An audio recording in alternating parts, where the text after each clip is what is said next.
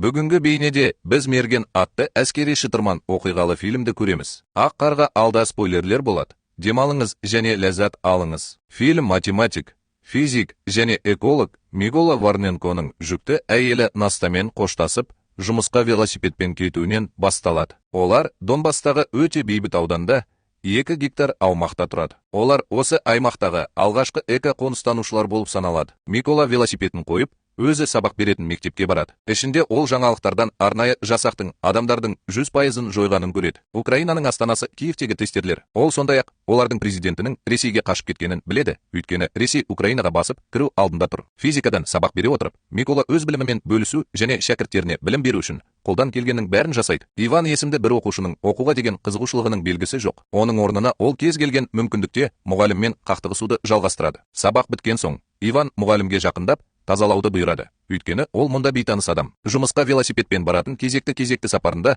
Микола өз учаскесінің жанында қарулы адамдарды кездестіреді. Ол бұған көп мән бермей жұмысқа кетті. Әдеттегідей, ол велосипедін қойып, мектепке кірді. Ол мектепте ешкім жоқ екеніне таң қалады, және ол жерде жалғыз мұғалім. Ол жаңалықтардан барлық жерде бейберекетсіздік болып жатқанын көреді.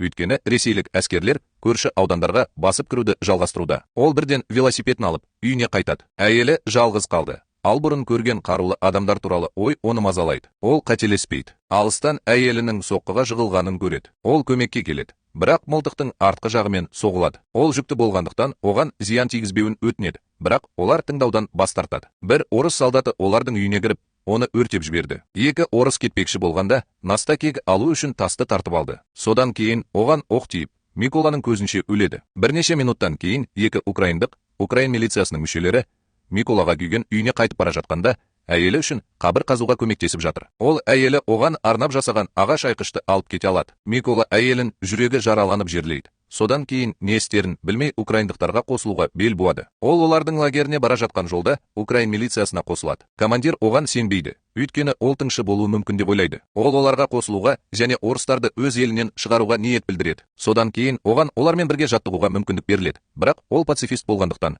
оның қару жарақ туралы білімі аз және жаттығу қиынға соғады. Әйел оған мылтықты қалай бөлшектеуге және жинауға болатынын көрсетеді. Ол оқуға бел байлады. Бір күні кешке дене шынықтырумен айналысып жүргенде, Микола офицерін енді пацифист емес екеніне сендіреді. Ол сондай-ақ қарға кодтық атауын қалайды. Бұл оған код атауларының лайықты екенін еске салады. Жаттығу ол үшін жаңа және қиын. Бірақ ол кек алу үшін қажетті барлық білім мен дағдылармен қарулануға бел буады. Интерндерге майданда мергендердің жетіспейтінін айтады. Кім өз еркімен оқуға барғысы келетінін сұрағанда, қызығушылық танытқандар өте аз. Микола орнынан тұрып, қиындықты қабылдағысы келетінін білдіреді. Офицер одан отыруды сұрайды. Өйткені ол тіпті мылтықты уақытында бөлшектеп, жинай алмайды. Микола қолынан келетінін дәлелдеуге мүмкіндік беруін сұрайды. Ол офицерді мұны 20 секундта шешетініне сендіреді. Офицер үстелге АК-47 автоматын қояды. Барлығын таң қалдырғаны, Микола көзін байлап, мылтықты бөлшектей бастайды. Содан кейін ол бөлшектерді мұқият қайта жинайды. Бұл бар болғаны 18 секундта алады. Бұл жолы күлудің орнына қол шапалақтайды. Микола енді мергендік жаттығуларына жіберілді. Жаттығу кезінде Микола оның қаруының басқа тыңдаушылардан ерекшеленетініне таң қалады. Ол кетуден бас тартады.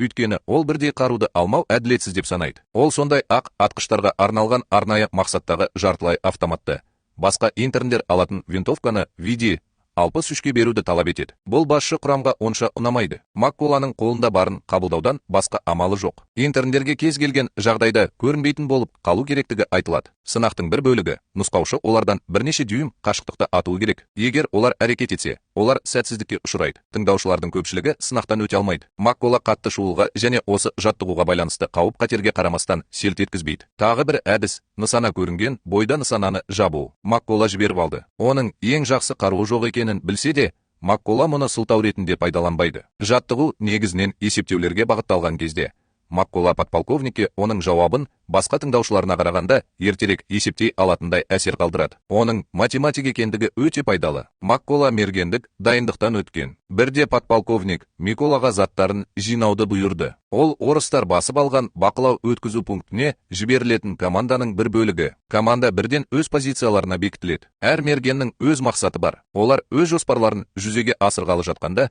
көлік бақылау өткізу пунктіне келеді. Подполковник оларды оқ атпау үшін тоқтатады. Көліктегі ерлі зайыптылардан көліктен түсіп, төлқұжаттарын көрсетуді сұрайды. Тексеруден өткеннен кейін оларға кетуге рұқсат етіледі. Бірақ жігіттің төлқұжаты оларда қалады. Жігіт төлқұжатын қайтарғысы келеді. Бірақ оны алған орыс оны оған қайтарудан бас тартады. Бұл әбігерге әкеледі. Қызды шапалақпен ұрады. Ал жігітті мылтықпен атып тастайды. Подполковник оларға оқ ату туралы елес белгі береді. Осыдан кейін орыстардың бәрі өлтіріледі. Подполковник команданы алғашқы сәтті миссиясымен құттықтайды. Олар өздерінің командалық пунктіне оралғанда Микола өзінің достары мен тағылымдамадан өткен әріптестерін іздейді. Оған олардың бөлек тапсырма орындап жатқанын айтты. Кейінірек ол олардың біреуін мергеннің айуандықпен өлтіргенін біледі. Бір күні команда қайтадан миссияға жіберіледі. Жарылғыш заттар орнатылып, триггер механизмі жапырақпен жасырылған. Орыстар жақындап келе жатқанда, Микола олардың қасында өзінің бұрынғы шәкіртін көріп таңғалады. Иван, оған үнемі дұшпандық танытатын студент. Жарылғыш зат іске қосылғанда,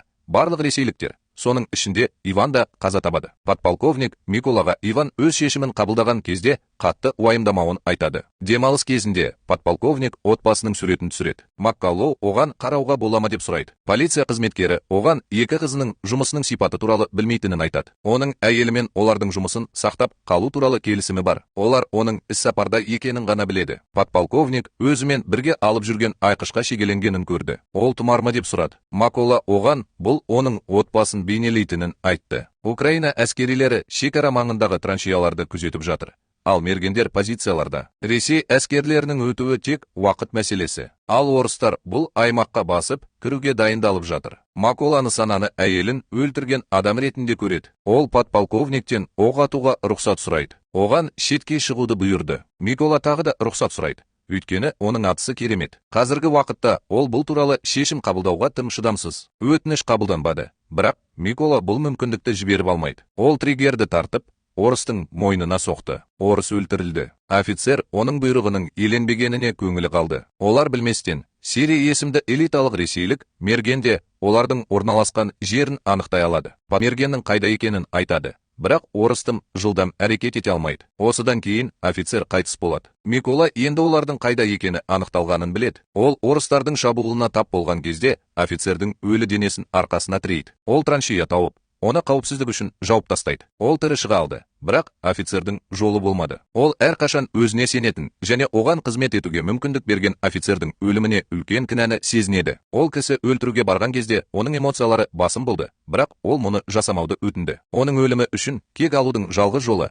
оны өлтірген мергенді табу. Маккаллоу миссияға жалғыз өзі барады. Ол екі мергенді байқап қалады және оларды жойып жіберуі мүмкін, бірақ қолынан жарақат алмай. Демалыс кезінде Маккаллоуға бригадалық генерал қоңырау шалып, оған орыс мергені туралы хабарлайды. Бірақ әзірге ол толық мәлімет бере алмайды. Ол Маккаллоуны олар кездескен бойда іске қосқысы келеді. Маккаллоу құрал жабдықтарын жинап, кездесу орнына қарай бет алды. Бұл оның ресейлік мерген туралы көбірек білуге мүмкіндігі. Бригадир генерал қарамағындағыларға ресейлік мергеннің не істей алатыны туралы хабарлайды. Ол қазірдің өзінде олардың 5 мергені мен 3 пулеметшісін жойды. Ол санауға болатын күш. Олар жасаған кісі өлтірулерінің санына қарай оның сүйікті позициясы қай жерде екендігі туралы түсінікке ие. Ол позициясын өзгертпейді. Бір украиндық сарбаз бұл жерді миналауды ұсынады. Бірақ офицер бұл идеяға қарсы. Ол Миколаға олардың мұны істей алмауының себебін түсіндіруге рұқсат берді. Өйткені ол осы аймақтан шыққан. Микола мерген жасырынған жерде хлор қоймасы бар екенін және оны жою үшін жарылғыш заттарды пайдалану экологиялық мәселелерге әкелуі мүмкін екенін түсіндіреді. Содан кейін барлық мергендер өз тапсырмаларын алады. Офицер кішігірім нысаналар жойылғаннан кейін Маколаның ғимаратқа көтеріліп, ресейлік мергенді өлтіргенін қалайтынын анық айтады. Содан кейін олар жұмыстан шығарылады. Барлық мергендер шабуылға дайын. Макола өзінің мақсатты аймаққа қарай жорғалап шыққаннан кейін позицияны ұстанғанын растайды. Ол екі орыстың артына жасырынып, екеуін де бірден өлтіріп үлгереді. Екеуінің бірі оның үйіне келген адам еді. Қалған мергендер өз нысандарын бекітіп, алға сигналын күтуде. Содан кейін олар дәл сол уақытта ату үшін кері санақ жүргізіп, нысаналарын жойып үлгереді. Сари оның бақылаушылары бұдан былай есеп бермейтінін байқайды. Ол сыртта не болып жатқанын тексеру үшін қызметінен кетеді. Тағы бір ресейлік мерген де тергеу жүргізу үшін қызметінен кетіп жатыр. Өйткені оларда байланыс мәселесі туындаған сияқты. Олар Миколаның жақындап келе жатқанын және екеуін де атып өлтіру үшін қолайлы сәтті күтіп тұрғанын білмейді. Сари сырттағы мергендердің бірін тексеріп жатыр. Мерген әлі де өз орнында тұрған сияқты. Ол мергеннің оққа ұшқанын білгенде таңғалады. Ол қосымша күштерді шақырады. Оған команда келгенше 10 минут күту керектігін айтты. Сари өз орнына қайта оралып, көру аймағына қайта қарайды. Ол қасындағы ағаш айқышты байқайды. Ол әрекет ете алмай тұрып, Микола арқасынан секіріп, мойнына пышақ сұғып алады. Тағы бір мерген де өз орнына қайта оралады. Ол мұны істегенде граната жарылып, ол да өледі. Фильм Сари күткен күшейткіштердің осында болуымен аяқталады. Орыс офицері Сариді радиодан шақырады. Макула телефонға жауап беріп, орыстар да басып алған басқа аумақ Қырымға жасаған істері үшін жауап беретіндерін айтады. Содан кейін Макула оны өлтіреді. Ресейлік сарбаздар жүк көліктерінен түсіп жатыр. Бірақ бәрімізді аяқтауға жақсы жағдайда тұрған украиндық мергендерге қарсы ештеңе жоқ. Олар түтін сейілгенде Микола үйіне оралып, әйелінің қабіріне барады. Оның өлімі үшін кек алу миссиясы аяқталғанымен, жұмыс әлі аяқталған жоқ. Қарағаныңызға рахмет. Осындай жаңа бейнелерге жазылыңыз және арнаның өсуіне көмектесіңіз.